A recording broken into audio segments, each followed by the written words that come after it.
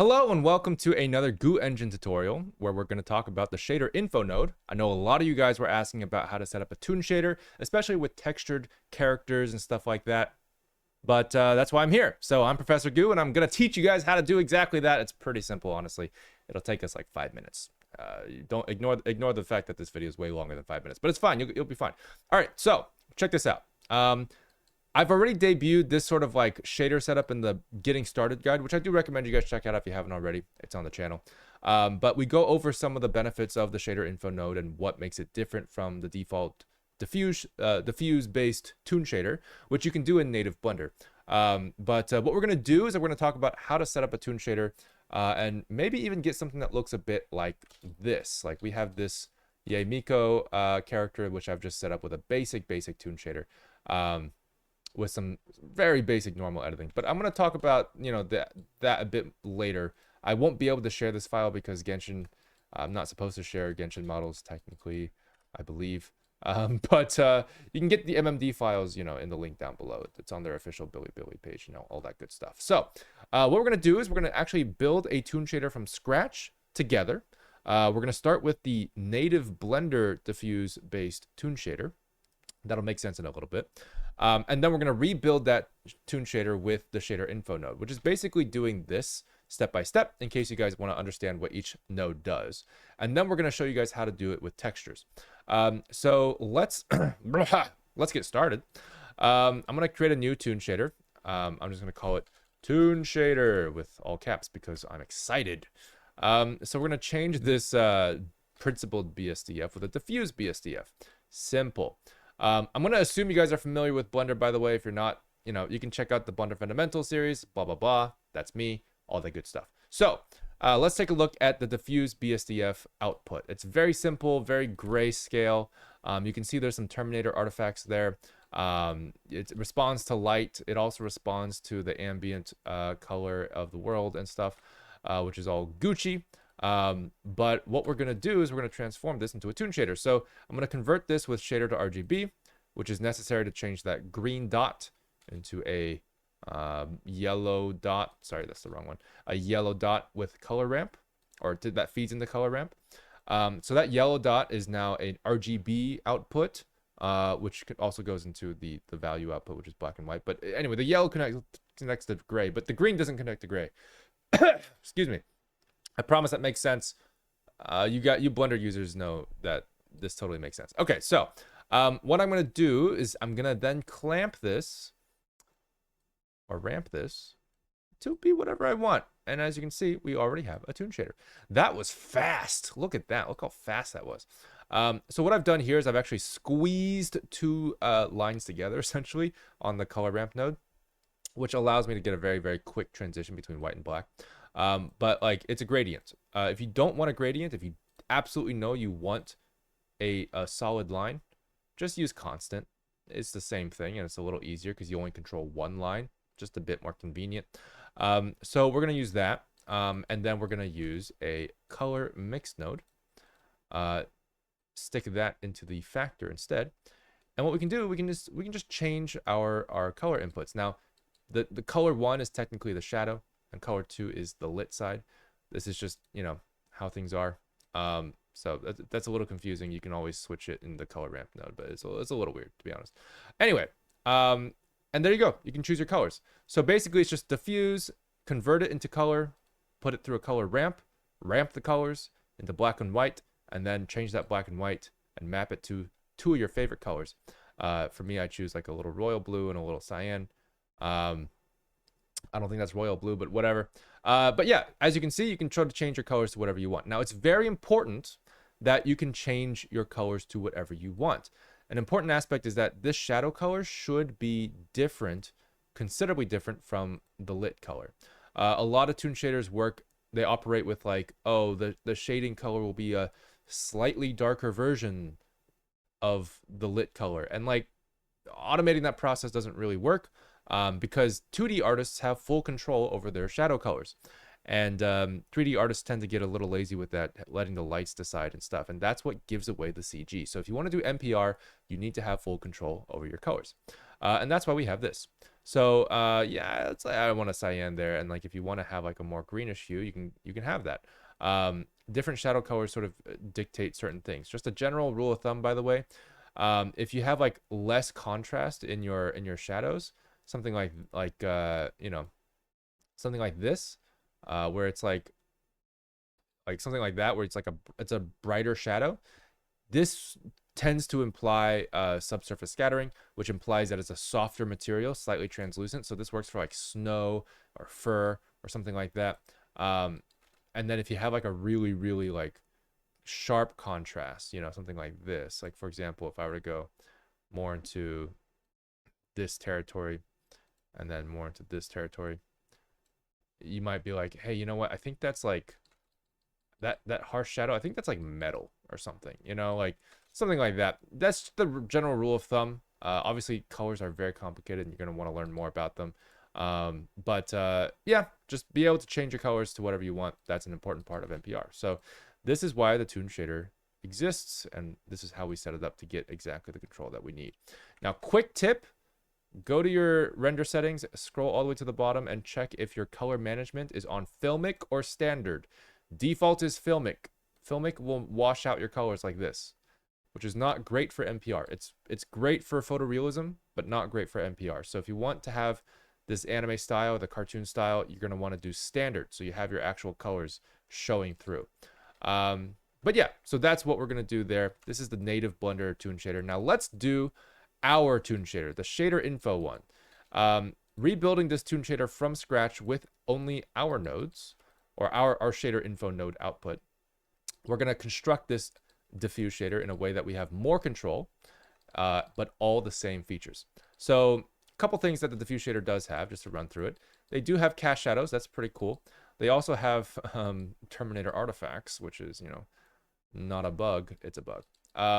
So Terminator artifacts are annoying, but it's built into the default Toon shader because, again, you only have one input. They also have this annoying thing where you can change the the world color and stuff, and it'll change the threshold of your values because it's technically changing the value of your base input, which is kind of annoying. So that's that. All that, it gets combined into one pass, and then you pass it into a single color ramp node. That's what you get. You get a really messy output.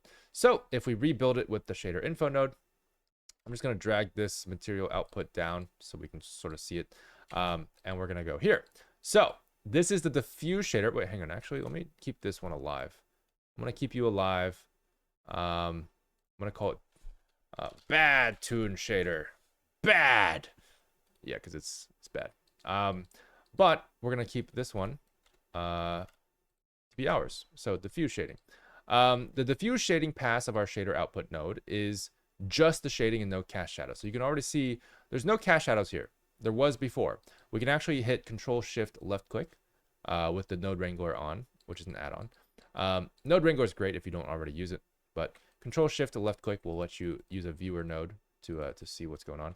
But yeah, so the cast shadow output has obviously got the cast shadows. It also has the self shadows right now because we don't have this checked. So we can go ahead and check that real quick. Check self-shadowing. This is a Goo Engine exclusive. I mean, this whole shader info node is a Goo Engine exclusive, so hope you guys enjoy it. But self-shadow is now separated, so all those Terminator artifacts are now on a different layer, which is nice. And so is the ambient light. So the ambient light is yeah, like this stuff, right? So all those colors and stuff and the values get baked into this layer instead of the diffuse shading layer, which is very nice. So let's take a look at what we can do with this. I mean, we have 4 layers. How do we blend layers with blending modes? So let's just multiply it. We multiply cast shadow with shading, and boom, bada bing bam, you have cast shadow with shading. What's cool about this is because we've separated the self shadows with cast shadows, you can already tell that it's a lot better. So I'm going to add another multiply here just to add the self shadows back in, just to compare, you know, what it looks like. Bam, gone. There, gone. There, gone. So you can just turn them off now, which is amazing. So I'm just not gonna mix them in at all for now. So they're just gonna leave. I'm gonna leave that output unconnected. What else I'm gonna do? I'm also gonna add the ambient light in, even though we probably don't want it. I'll show you how to do it if you do. Just change this multiply to add, and you're good to go. So you can kind of see how that works. I'm going to just change this to like blue or something. You can kind of see how that works. So you turn it off, it's not blue at all. You turn it on, it's blue. So you're losing that environment influence, which can be a good thing if you're trying to control your Toon Shader threshold. And so, yeah, let's bring this back to whatever color that was. I don't know, gray or whatever. There we go. So that's pretty cool. I'm going to leave that connected just so we can see a difference later. And then I'm going to hit a converter. Actually, wait, before I do that, let me just compare. This is our diffuse shader. This is our shader info node shader. So you can already see they're exactly the same. Sorry, hang on. I gotta be fair. Gotta add the Terminator artifacts back, and now they're exactly the same. Look at that, exactly the same. Beautiful. So you can trust that ultimately this particular, actually, I think technically it's supposed to be at 0.8 or something to get the exact. There we go. But you get the idea. It's pretty much exactly the same. What you have is a shader that is exactly the same as the diffuse shader with more control. You have all these separate layers. You can have more control over what your output is. So you can turn off the artifacts. You can turn off the environment. You can even turn off the cast shadows. And everything looks beautiful. So hopefully that, is enticing to you guys. And once we do that, we can have exactly the same thing that we had before, which is just a single color ramp. With a constant. Just bring that down to a good value. I'm going to turn off those Terminator artifacts. And then I will probably choose my colors with a mix RGB as we did last time. What were the colors last time? Hang on. There we go. Oh, let me delete that shader info node in here. And then, yeah, this is just going to be, I'm going to press E while hovering over this color block just to eyedropper tool that. Very easy. And there you go. So that's exactly the same. And my blender is just freezing now, but that's fine. It'll probably catch up soon. Too much awesomeness in one shader. No, I mean, it's not supposed to do this, but I think it's got a memory thing going on because I got too many blenders open. But basically, there we go. This is our basic Toon Shader. It is very, very simple to set up, but you get so much control over it. Again, this is the bad one. This is the good one. This is the good one. This is the better one. You see how much better it is? I mean, there's, yeah. I mean, look, out of one of these is not like the others. Okay, let me just say that much. It's that one. All right. So now that we've settled on that, let me tell you guys how to use textures because a lot of you guys wanted to know specifically how do I use textures with a Toon Shader? Easy, easy, easy. So you know those color inputs right there? Let's just do a quick texture. I want to do image texture. I'm just gonna make a UV grid. Very simple. And we're just going to plug that in. All right. Look at that. Now that's a texture. Very simple. Now, if you want to have it to actually be a Toon Shader, of course, we're going to do that. What I'm going to do is I'm going to multiply this texture with some sort of bluish hue. So you get something like that. I'm going to make it a little darker like that. There we go. And voila, you have a texture with a clean Toon Shader. That is pretty nice. I'm going to turn this off as well. No more ambient light for you. But yeah, you can see the cast shadows are super clean. I mean, look at that. Now, you may notice that the shadows are a bit jagged. This is something that Eevee has a problem with. Shadows in general are resolution-based in Eevee. But let me just give you a quick tip to solve that. You want to have a smaller clip distance, and you'll have sharper shadows.